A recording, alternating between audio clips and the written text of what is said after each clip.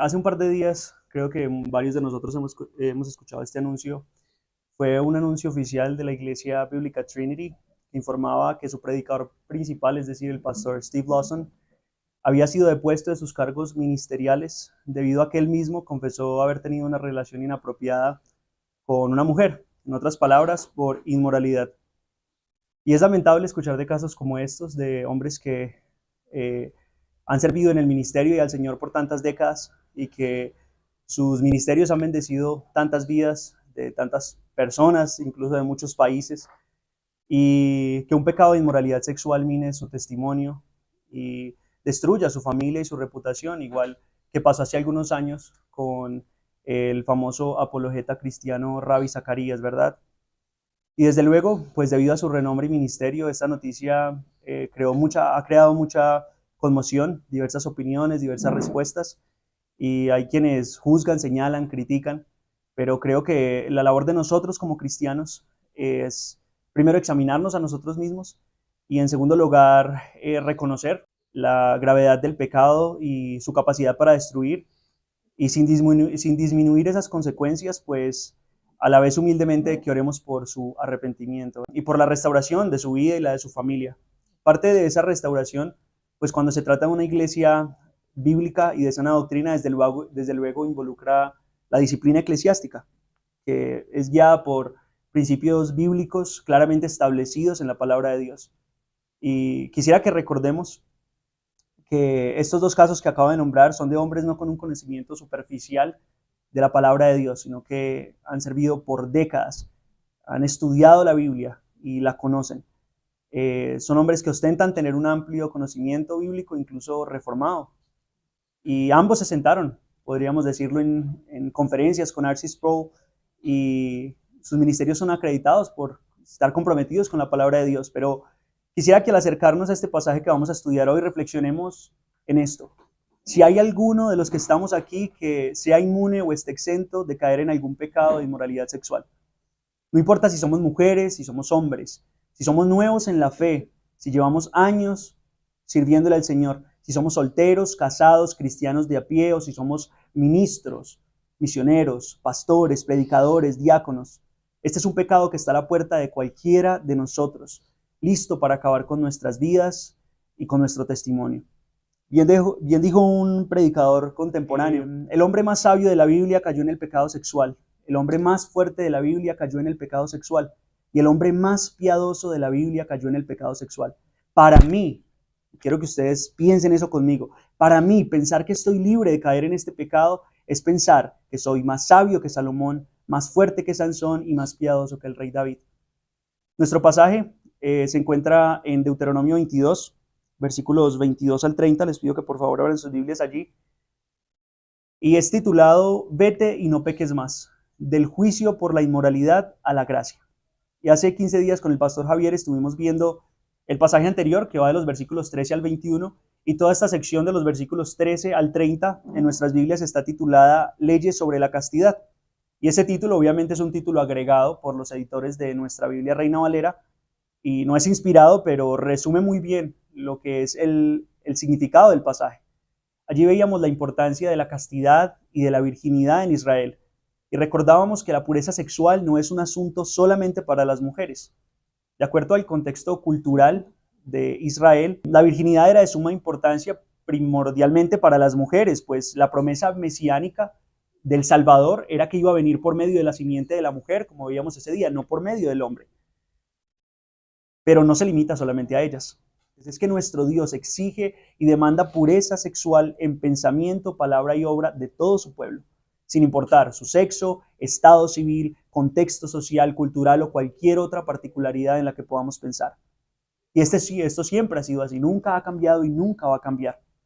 En Israel entonces el adulterio y la fornicación eran vistos como graves violaciones a la ley moral de Dios y falta de confianza en sus promesas, lo cual nos permite una correcta comprensión de la manera en cómo Dios regulaba las relaciones sexuales y busca proteger la integridad de las mujeres. Por lo tanto, estas leyes acerca de la castidad y la pureza sexual, lejos de ser machistas y retrógradas como muchas personas acusan falsamente, reflejan el carácter santo y fiel de Dios y su preocupación por la santidad de todo su pueblo. Adicionalmente, en el capítulo siguiente, que vamos a ver ya desde el próximo miércoles, que comienza en el capítulo 23, extiende esa idea de la necesidad de santidad y pureza al aspecto ritual.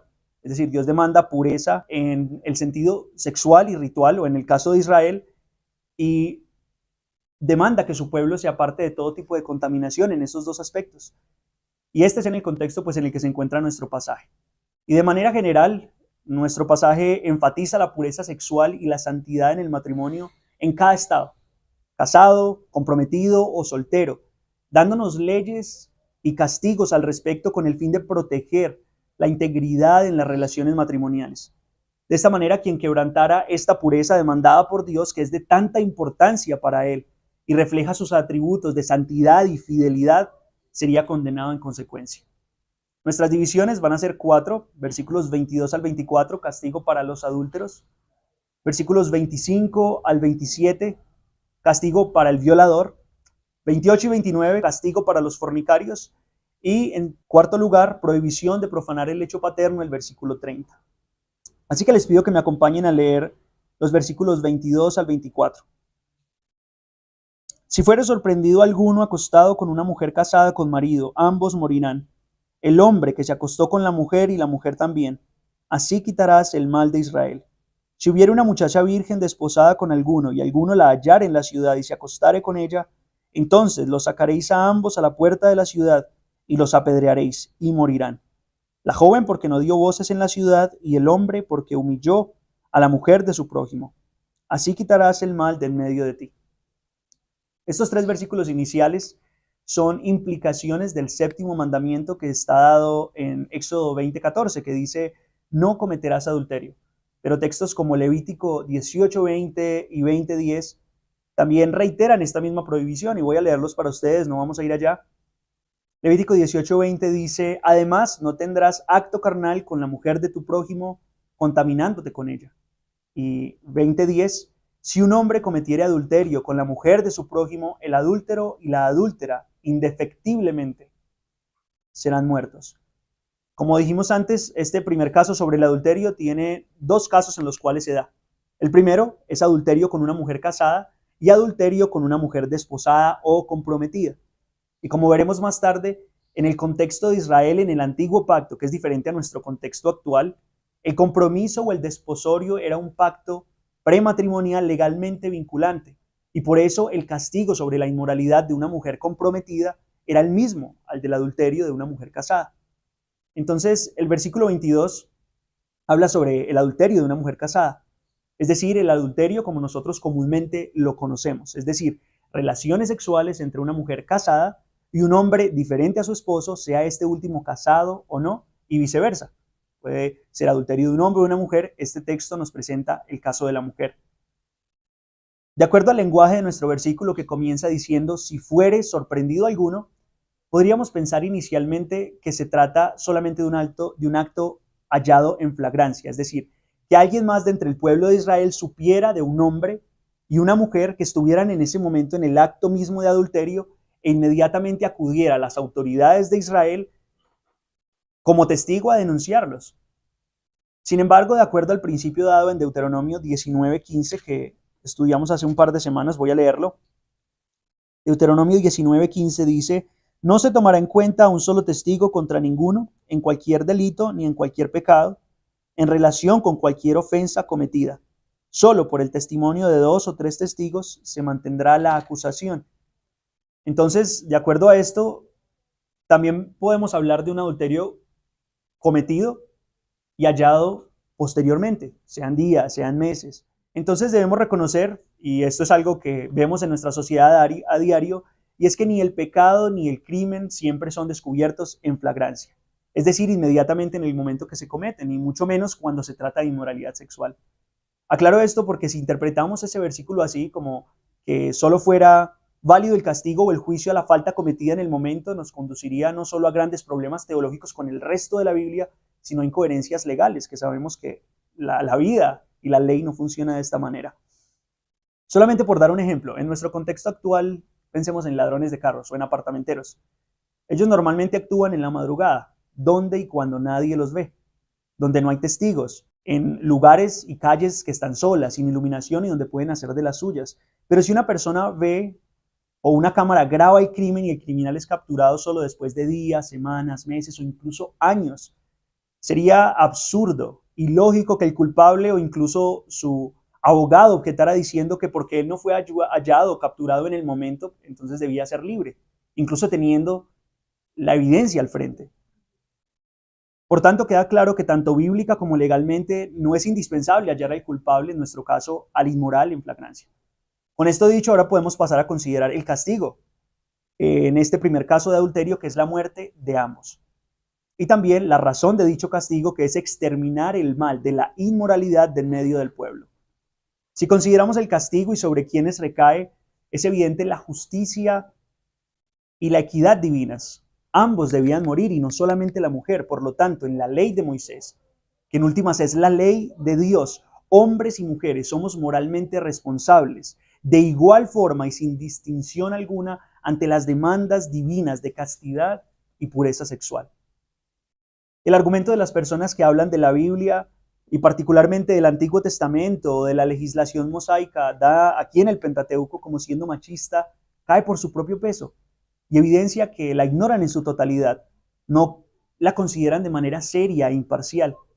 Si el Dios de la Biblia, si nuestro Dios fuera un Dios machista, simplemente castigaría a la mujer, pero no, nuestro Dios es perfectamente justo y equitativo al ejercer su juicio sobre sus criaturas y mucho más sobre su propio pueblo. Dios no es negligente a su pecado. En este primer caso nos dice la forma en la que se debería ejecutar el castigo de la muerte de los dos adúlteros, pero más tarde nuestro texto nos va a dar información al respecto. Por eso les pido que pasemos a los versículos 23 al 24, que es adulterio de una mujer desposada. Si hubiera una muchacha virgen desposada con alguno, y alguno la hallare en la ciudad y se acostare con ella, entonces los sacaréis a ambos a la puerta de la ciudad y los apedrearéis y morirán. La joven porque no dio voces en la ciudad y el hombre porque humilló a la mujer de su prójimo. Así quitarás el mal de en medio de ti. Aquí ya se menciona explícitamente cuál era el castigo, cómo se debía dar muerte a los adúlteros, y era el apedreamiento. Era el medio de castigo más común establecido en la ley de Dios, en la Torá. Por otros pasajes también sabemos que, por ejemplo, al idólatra, al blasfemo, al homicida, al que irrespetara o agrediera a sus propios padres, al secuestrador y demás, también se les castigaba con la muerte, y normalmente era el apedreamiento. Al observar todos estos crímenes o pecados que debían ser castigados con la muerte, vemos con facilidad que la mayoría eran crímenes graves, eran pecados, diríamos, escandalosos, pero pensamos el adulterio, en serio, la fornicación, y quisiéramos objetar por un momento frente a la justicia divina. Pero la razón por la cual nos parece tan extraño que la inmoralidad sexual en Israel fuera castigada de una manera tan severa es porque de algún modo desconocemos la santidad de Dios y la gran importancia que Dios le da al matrimonio y a la castidad.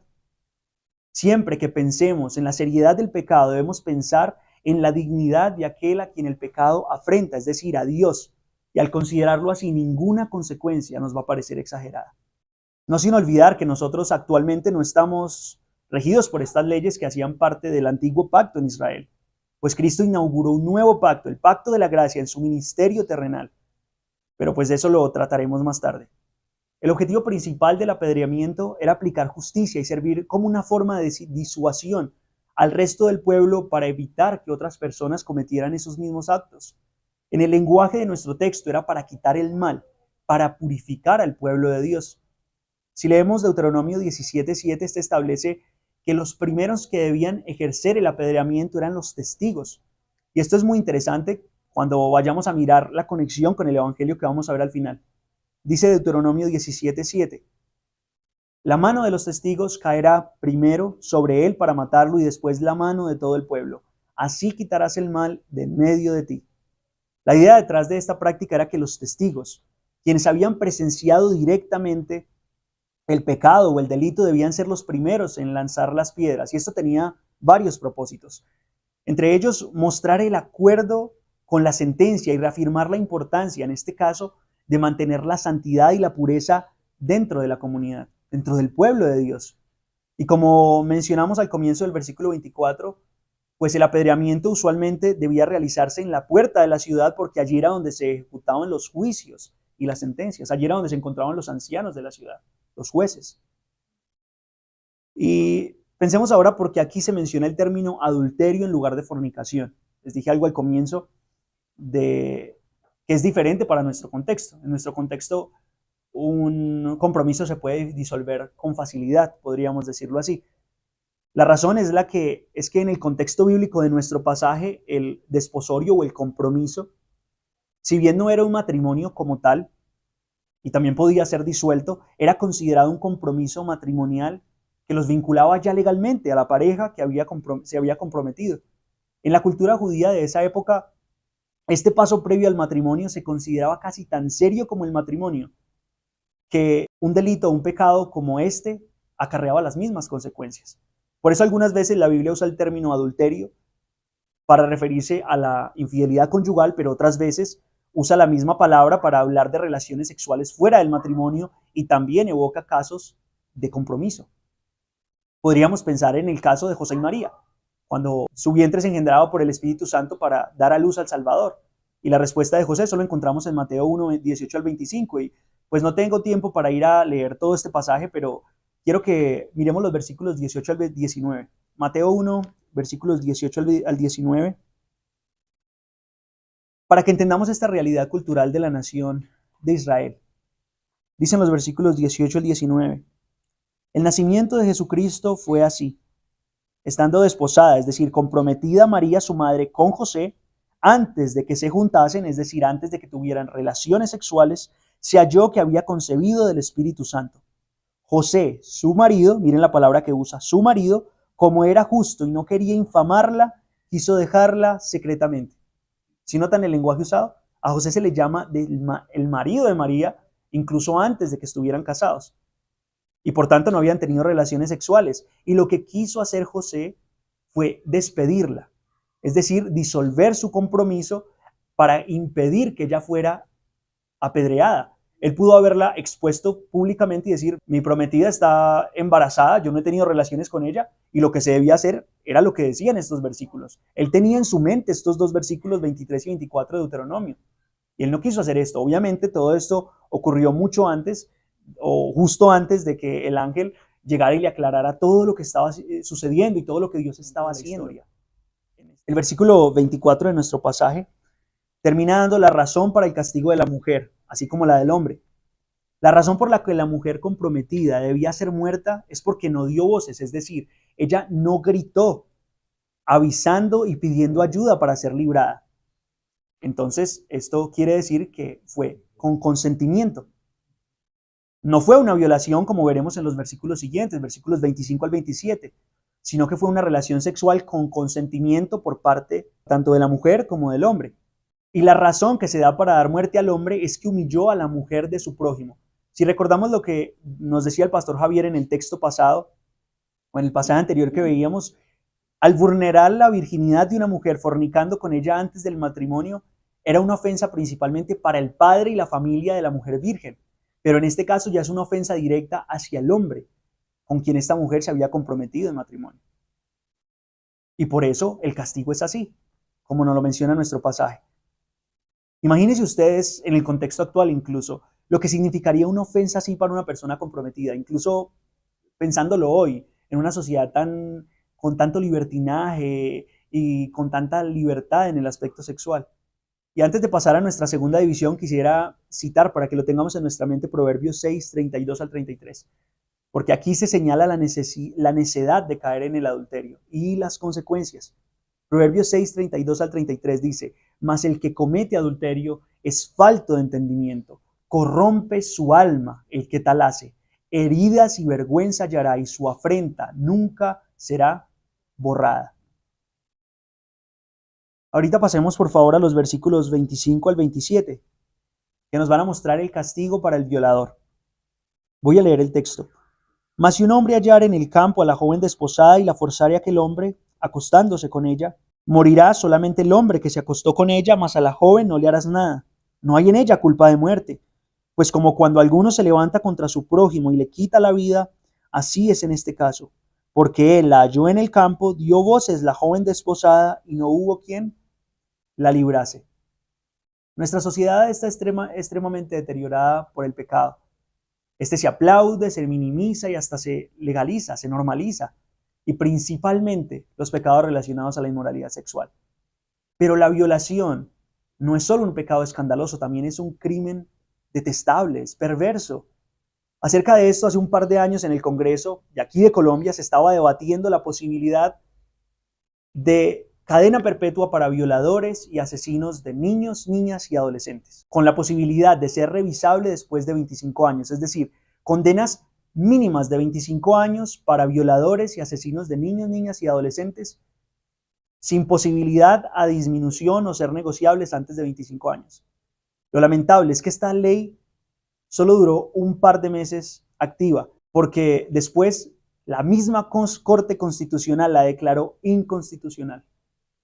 Trágicamente, la Sala Plena apoyó la ponencia presentada por una de las magistradas, quien consideraba que la pena perpetua para los violadores y asesinos de niños viola el principio de la dignidad humana. ¿Cómo les parece? Dijo ella que es un elemento fundante de la Constitución del 1991. Cabe aclarar, la dignidad humana de la que esta mujer estaba hablando no era la de los niños, las niñas y los adolescentes cruelmente violados o asesinados a sangre fría. Ella estaba hablando de la dignidad del asesino, de la dignidad del violador, no de sus familias, que habían sido destruidas por esto. Parte de lo que fue fundamental para la toma de esa triste decisión fue una demanda presentada por miembros del grupo de prisiones de la Universidad de los Andes, donde enfatizaban la dignidad humana de los privados de la libertad, como elocuente pero falsamente adornan y llaman a los criminales, y su derecho a la resocialización. Es decir, según ellos, es deber del Estado garantizar que el criminal, que el violador y que el asesino sea nuevamente puesto en la sociedad, cerca de las familias y de las personas a las cuales agredieron, y de otras a las que no les han hecho nada, pero probablemente a las cuales también van a afectar en un futuro.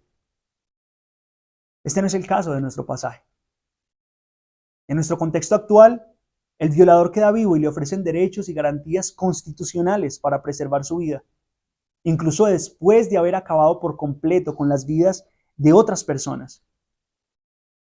En nuestro contexto, en una violación, muere el bebé y no el violador. Al bebé se le mata gratuita y salvajemente, incluso al ser él totalmente inocente de la barbarie de la violación.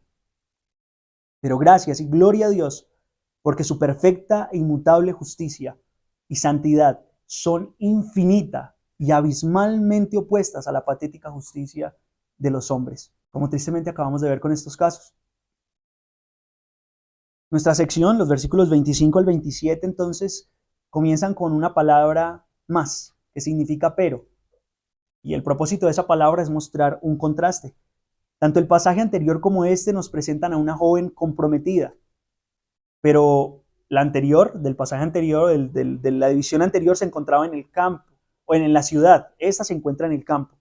El hombre halla a la joven virgen comprometida, la fuerza contra su voluntad y se acuesta con ella. Y aunque no se use la palabra violación, evidentemente lo que se está describiendo es una violación. No es como en el caso anterior donde la mujer consiente con el acto sexual y no grita pidiendo por ayuda, sino que es obligada contra su voluntad y por eso, como dice el texto, no hay en ella culpa de muerte. Si nos preguntamos nosotros cuál era la manera en la que nos podemos dar cuenta de que fue contra su voluntad y no en ella culpa de muerte, la respuesta la da el mismo pasaje. Mas a la joven no le harás nada, pues no hay en ella culpa de muerte, pues como cuando alguno se levanta contra su prójimo y le quita la vida, así es en este caso. Es decir, es similar a un asesinato. En un asesinato, ¿qué pasa? La víctima está vulnerable, está indefensa y el agresor se levanta y agrede contra su vida. Lo mismo ocurre en el caso de la violación. ¿Recuerdan cuando les compartí al inicio el ejemplo de los ladrones de carros? Ellos no se roban carros a mediodía en pleno centro, al frente de un CAI donde hay cámaras de seguridad. No, normalmente lo hacen donde y cuando nadie los ve, donde no hay cámaras ni testigos que puedan alarmar a las autoridades. Lo mismo ocurre en nuestro pasaje. En la mente de un violador, el lugar más apto para ayudar a una mujer sola e indefensa es en el campo, donde nadie lo va a ver, donde no hay testigos, donde nadie va a escuchar a la joven pidiendo por ayuda. Por eso es la gran diferencia entre el campo y la ciudad. No que la legislación que Dios está dando aquí quiera decir que toda violación dentro de la ciudad no es violación, sino fornicación o adulterio por el simple hecho de haber sido cometida en la ciudad. No, violación es violación, sea donde se realice. Lo que pasa es que es menos probable para un criminal hacerlo dentro de la ciudad, porque es más fácil que sea hallado, que sea descubierto, que sea capturado y que sea condenado. Nada más la semana pasada, hace 2 semanas, estábamos viendo la película en cine, la de La Forja. Y antes de comenzar la película estaban dando un documental hablando sobre los casos tan abrumadores de incestos en el campo, aquí en Colombia. De un padre que violó durante toda su infancia a sus 11 hijas. Y nadie nunca dijo nada. Y los vecinos sabían. Incluso algunas de ellas llegaron a tener hijos de él. ¿Por qué? Porque estaban en un lugar donde las mujeres estaban vulnerables. Y para dejar aún más claro que se trata de una violación, Moisés nos da ese ejemplo final comparándolo con el asesinato. Habiendo dicho eso, les pido que por favor miremos en los versículos 28 y 29, que nos muestran el castigo para los fornicarios. Voy a leerlo. Cuando algún hombre hallare una joven virgen, que no fuere desposada, y la tomare y se acostare con ella, y fueren descubiertos, entonces el hombre que se acostó con ella dará al padre de la joven 50 piezas de plata, y ella será su mujer, por cuanto la humilló. No podrá despedirla en todos sus días. Hace poco vi una imagen que me hizo dar mucha risa, donde se quería burlar sutilmente de la justicia de nuestro Dios, y la imagen decía así, y usaba precisamente como pretexto estos 2 versículos que acabo de leer. Mi parte favorita de la Biblia es donde dice que cuando me violen, el castigo para el violador es casarse conmigo. Y terminaba preguntando sarcásticamente, ¿es ese tu Dios? De paso podemos responder que no. Gracias a Dios ese no es nuestro Dios. El Dios que inspiró esta ley en la antigua nación de Israel es perfectamente justo y nunca mandaría semejante maldad. Es fácil ver cómo en este caso no estamos hablando de violación, comenzando por el hecho de que la violación acabamos de verlo en los versículos inmediatamente anteriores. La fornicación de un hombre y una mujer solteros y mutuamente consentida es de lo que trata nuestro pasaje. Una vez más, objeciones y conclusiones simplistas como esas y precipitadas solo evidencian la gran ignorancia que la gente, incluso muchas veces nosotros como cristianos, tenemos del carácter y de la palabra de Dios. Y a veces sacamos conclusiones falsas de manera sesgada, incluso como lo hace el mundo. En primer lugar, estos versículos 28 y 29 nunca mencionan que el hombre tomara a la mujer a la fuerza. Por lo tanto, estamos hablando de un acto voluntario. La única diferencia de este caso con los 2 que veíamos inicialmente es que en esta sección la joven virgen no está comprometida ni casada. Era soltera y por lo tanto no se consideraba un adulterio, era fornicación. Y esto es corroborado por el lenguaje del mismo texto, que dice que ambos fueron sorprendidos. Si estuviéramos hablando de una violación, no habría razón para decir que la mujer fue sorprendida, si estaba siendo la víctima. Aquí el castigo es similar al que vimos en el versículo 19, que veíamos el miércoles de hace 15 días, donde el hombre que esparciera mala fama sobre una virgen de Israel debía pagar 100 piezas de plata al padre de la joven y estaba obligado a casarse con ella por haberla humillado. En ese pasaje eran 100 monedas de plata, en este caso son 50, debido a la gravedad de la falta. Y aunque nuestro texto también habla de haberla humillado, la humillación en este caso es diferente a la que veíamos en el versículo 19. La mujer era totalmente inocente, había sido acusada falsamente por su propio esposo de no haber llegado virgen al matrimonio, cuando en realidad no era así.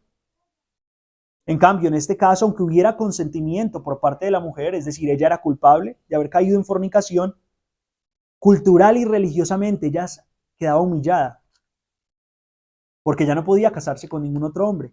Y si lo hacía, ¿saben qué pasaba? Corría con el riesgo de ser apedreada, de llegar al matrimonio y que su esposo viera que no era virgen, la sacaba a las autoridades y decían, esta mujer no es virgen.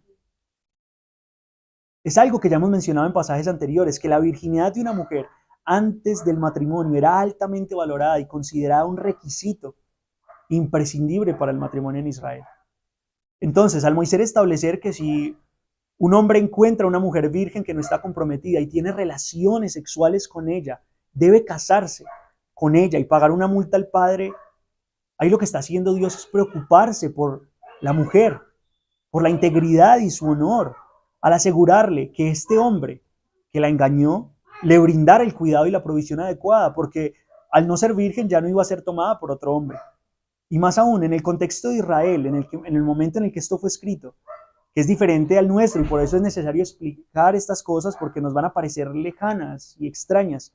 Las mujeres dependían de la relación matrimonial, del estatus que su esposo le daba dentro de la sociedad, para recibir protección, provisión y posición en la sociedad del antiguo Medio Oriente. Y esto no solo ocurría en Israel, ocurría en las naciones de alrededor. Por tanto, Dios aquí proporciona leyes y castigos que, lejos de ser machistas y retrógradas, como el mundo nos lo quiere vender, más bien constituyen protecciones y derechos legales importantes para las mujeres.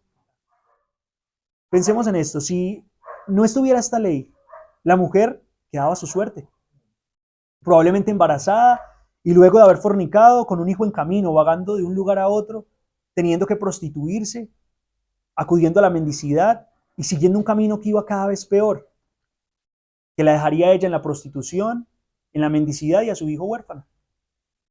Pero estando presente esta ley que Dios da aquí, el hombre debía hacerse responsable por sus actos y honrar a la familia de la mujer a la cual había avergonzado, pagando el precio estipulado como dote, que de paso era muy alto. La vez pasada veíamos cuánto eran 100 monedas de plata.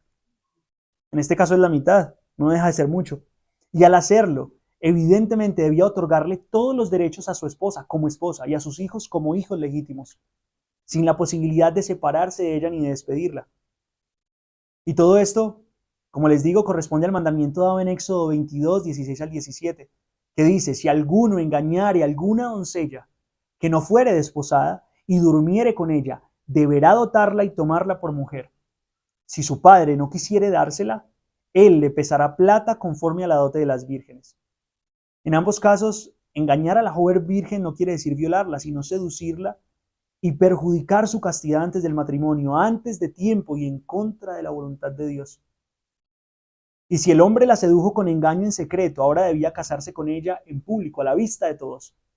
Ella confió en él, los descubrieron, él la llevó a ella por el mal camino, y ahora él debía dedicar su vida a honrarla a través del matrimonio, de acuerdo a la voluntad de Dios. Y así, de esta manera llegamos a nuestra última división, que es el versículo 30, que es la prohibición de profanar el lecho paterno. El versículo 30 de nuestro pasaje dice: ninguno tomará la mujer de su padre ni profanará el lecho de su padre.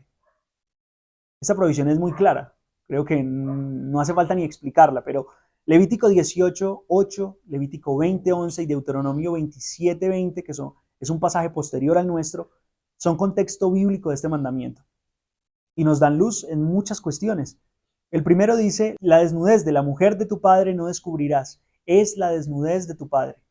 Y el segundo también declara: cualquiera que yaciere, es decir, que se acostare con la mujer de su padre, la desnudez de su padre descubrió. Y aquí se nos da el castigo que no es dado en nuestro versículo: ambos han de ser muertos, su sangre será sobre ellos.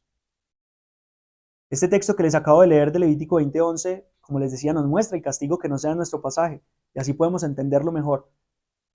Porque este tipo de adulterio es tan perverso que ni siquiera cabe en nuestras mentes algo así, ¿verdad?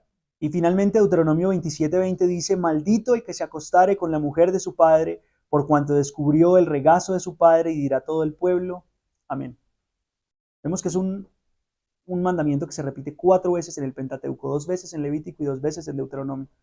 Y eso muestra la gravedad, pero también la importancia que Dios le da a la honra del padre, a la honra familiar, al respeto y a la depravación de un acto como estos. Podemos pensar en Absalón, el hijo del rey David. Él incumplió o cometió 2 de los delitos y pecados que menciona nuestro pasaje. Primero, viola a su hermana Tamar, a su media hermana Tamar. Eso lo encontramos en 2 de Samuel 13 y en 2 de Samuel 16. Él va y se acuesta o tiene relaciones sexuales con las concubinas de David, su padre, para difamar el reinado de David y proclamarse a él mismo como el nuevo rey.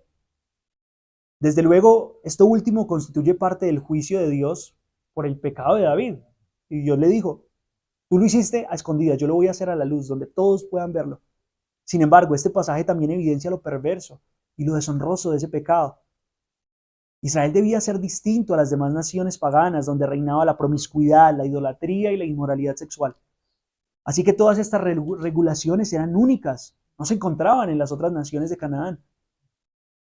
Y no proteger esto degrada la honra del matrimonio, hermanos, el cual siempre será un reflejo de la unión de Cristo con su pueblo, su iglesia universal.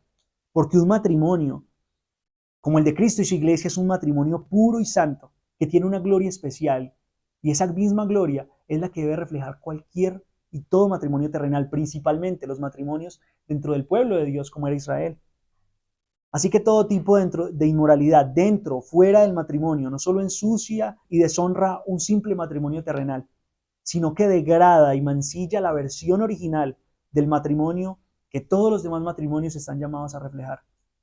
Y nosotros como cristianos sabemos que lo que la ley era incapaz de hacer, Cristo lo hace. La ley no purifica el corazón, de donde fluye todo mal pensamiento y toda inmoralidad, toda mala acción. La ley es solo el espejo en el cual nos podemos ver, en el cual podemos ver nuestra maldad y nuestra pecaminosidad, pero solo Cristo nos lleva a la verdadera pureza. Y por eso quisiera que termináramos leyendo el relato del encuentro de Cristo con la mujer adúltera, que se describe en el capítulo 8 del Evangelio de Juan. Quisiera leer de los versículos 3 al 11. Entonces los escribas y los fariseos le trajeron una mujer sorprendida en adulterio, y poniéndola en medio le dijeron: Maestro, esta mujer ha sido sorprendida en el acto mismo de adulterio, y en la ley nos mandó Moisés apedrear a tales mujeres. ¿Tú pues qué dices? Mas esto decían tentándole para poder acusarle. Pero Jesús, inclinado hacia el suelo, escribía en tierra con el dedo. Y como insistieron en preguntarle, se enderezó y les dijo: El que de vosotros esté libre de pecado, sea el primero en arrojar la piedra contra ella. E inclinándose de nuevo hacia el suelo, siguió escribiendo en tierra. Pero ellos, al oír esto, acusados por su conciencia, salían uno a uno, comenzando desde los más viejos hasta los postreros, y quedó solo Jesús y la mujer que estaba en medio. Enderezándose Jesús, y no viendo a nadie, sino a la mujer, le dijo: Mujer, ¿dónde están los que te acusaban? ¿Ninguno te condenó? Ella dijo: Ninguno, Señor. Entonces Jesús le dijo: Ni yo te condeno. Vete y no peques más. Cristo era el único que podía juzgarla, el único que tenía la autoridad moral para tomar la piedra y arrojarla, pues Él era justo y perfecto. Sin embargo, Él no hizo esto, sino que hace más bien lo contrario: la recibe como adúltera, la perdona como adúltera, pero también la santifica, y con su fiat divino de vete y no peques más, la capacita para que viva una vida santa por amor a Él. A aquellos que Cristo llama los recibe tal cual son. A nosotros, a muchos de nosotros, nos recibió inmorales, adúlteros, fornicarios e impuros, pero nunca nos dejó así. Siempre aquellos en los cuales Dios comienza la obra, como dice Filipenses, la perfeccionará. Siempre Dios a sus hijos los transforma y los santifica, los forma a la imagen de Cristo. Y si solo Cristo limpia y juzga la inmoralidad sexual, asimismo llama a su pueblo a mantenerse limpio y puro por medio de la disciplina eclesiástica. Es decir, Dios por medio de la obra de Cristo nos limpia y a través de la obra de su Espíritu Santo, pero también nos llama a mantenernos en esa pureza como iglesia, como congregación.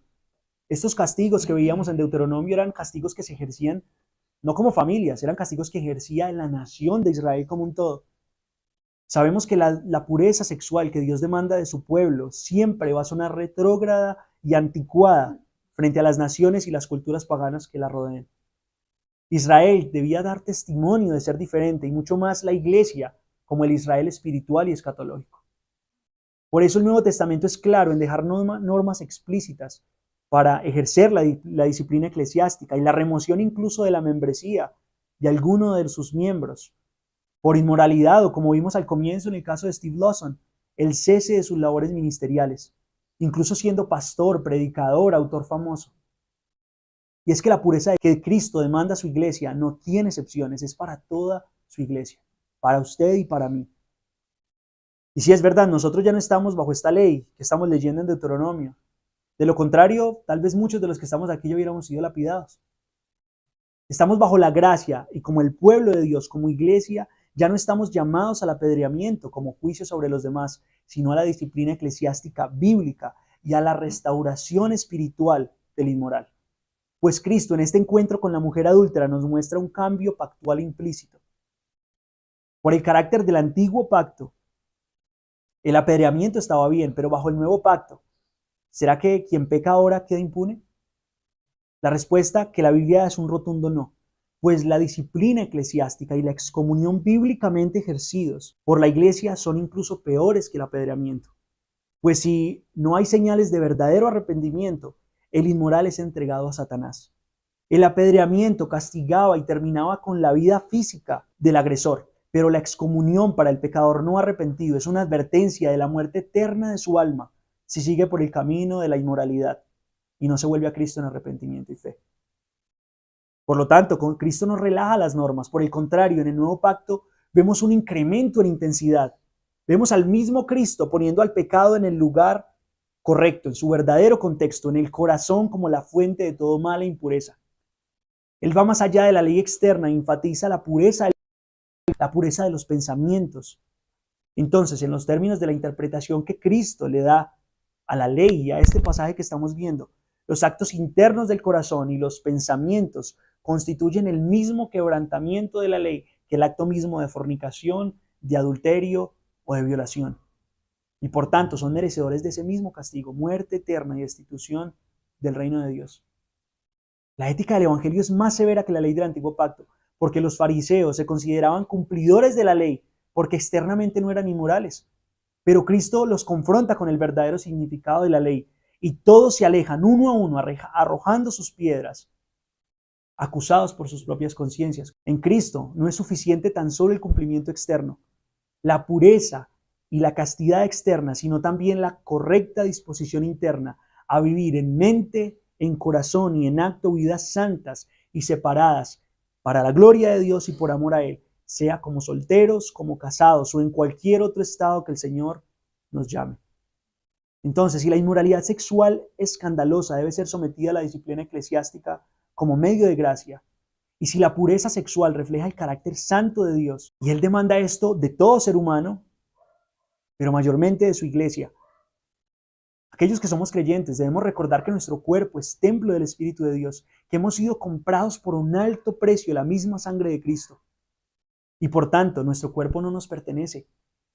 Debemos glorificar al Señor en nuestro cuerpo, huyendo y apartándonos de toda inmoralidad sexual que le desagrada y más bien mostrando la honra de la santidad y la pureza sexual, tanto fuera como dentro del matrimonio. Y esta aplicación no quiero que se quede en algo moral, porque esta semana he estado hablando sobre el caso de Steve Lawson con un amigo, y él me dijo, por eso debemos mantener nuestros ojos puestos en Jesús. La única forma de cumplir esto es creyendo en aquel que nos capacita, por medio de su Espíritu Santo para hacerlo. Y aquellos que nos acompañan hoy, que no han creído el Evangelio, que tal vez han llevado sus vidas de una forma desordenada en el aspecto sexual o en cualquier otro aspecto, no estás fuera del juicio de Dios. Viene un castigo, está esperando un castigo. Nuestro pasaje solo hablaba de castigos, pero recordemos nuestro título. Nuestro título es de el juicio al inmoral hacia la gracia. Y eso es lo que Cristo ofrece. Ofrece perdón, ofrece restauración y ofrece al Espíritu Santo para que more en su vida y lo guíe a vivir una vida santa y pura para la gloria de Dios. Amén. Oremos, hermanos. Señor, damos gracias a ti por tu palabra, porque es espada de dos filos que corta y penetra hasta lo profundo del alma. Gracias, Señor, porque tú nos muestras tu voluntad, Señor, y nos llamas una vez más a no confiar, Señor, en nuestra firmeza espiritual, Señor, como dice tu palabra, sino a mirar con cuidado nuestros pasos, cómo andemos, no sea que en algún momento resbalemos a la tentación, Señor. Ayúdanos, guíanos a poner nuestros ojos siempre en Cristo, en aquel cuya belleza y hermosura hace que cualquier otra tentación terrenal pierda su atractivo. Señor, haz de los matrimonios de nuestra iglesia matrimonios que te honren, que te glorifiquen, Señor. Guárdanos de mancillar el hecho matrimonial, Señor. Guárdanos, Señor, de deshonrar, de destruir nuestras familias, nuestra vida, nuestro testimonio, por medio de pecados, Señor, que duran un momento, pero dejan cicatrices que perduran por toda la vida e incluso hasta la eternidad, Señor. Gracias, Señor, porque tu palabra nos habla, tu espíritu nos guía y nos capacita para hacer tu voluntad. Que podamos seguir meditando en tu voluntad, Señor, en esa voluntad que tú demandas de nosotros como criaturas tuyas, pero más aún como hijos tuyos, Señor. Que podamos deleitarnos y alegrarnos, Señor, en la hermosura de la santidad. Que como iglesia podamos ser firmes, Señor, en no relajar los estándares como Cristo no lo hizo, Señor. Y en el momento que se deba juzgar el pecado, hacerlo. Porque así es tu voluntad que lo hagamos, Señor. La iglesia debe ser luz y sal en medio de tinieblas y no puede confundirse tanto con el mundo que al final el mundo parezca igual a la iglesia, Señor. Guárdanos en santidad para la gloria de tu nombre y por amor a ti. Te lo rogamos en Cristo Jesús, nuestro Salvador. Amén.